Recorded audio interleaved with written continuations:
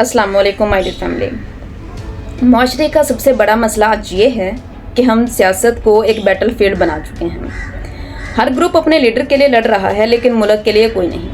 इसको कहते हैं पॉलिटिकल पोलराइजेशन, कि जब लोग एक दूसरे की बात को सुनना भी गुनाह समझ लें।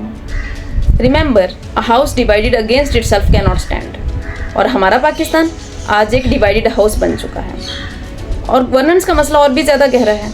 पॉलिसीज़ रोज़ बदलती हैं, करप्शन बढ़ता जा रहा है और इंस्टीट्यूशंस वीक हो रहा है।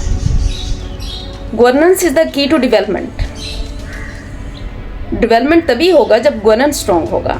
जब गवर्नेंस स्ट्रॉन्ग नहीं होगा तो डेवलपमेंट स्पीच की हद तक सिमट जाएगा। कुरान पाक में अल्लाह ताला फरमाते हैं, इनके मामलात आपस के मशवरे से तय होते हैं। और हमारी सियासत में मशवरे की जगह पे तकरार है और यूनिटी की जगह पे नफरत है। शायर ने क्या खूब कहा है, फिरका बंदी है कहीं और कहीं जाते हैं, क्या ज़माने में पनपने की यही बातें हैं। So let's rethink our politics. Debate करो लेकिन रिस्पेक्ट के साथ, डिफरेंस रखो लेकिन नेशन को डिवाइड के बगैर। Because true democracy is not about division, it's about dialogue.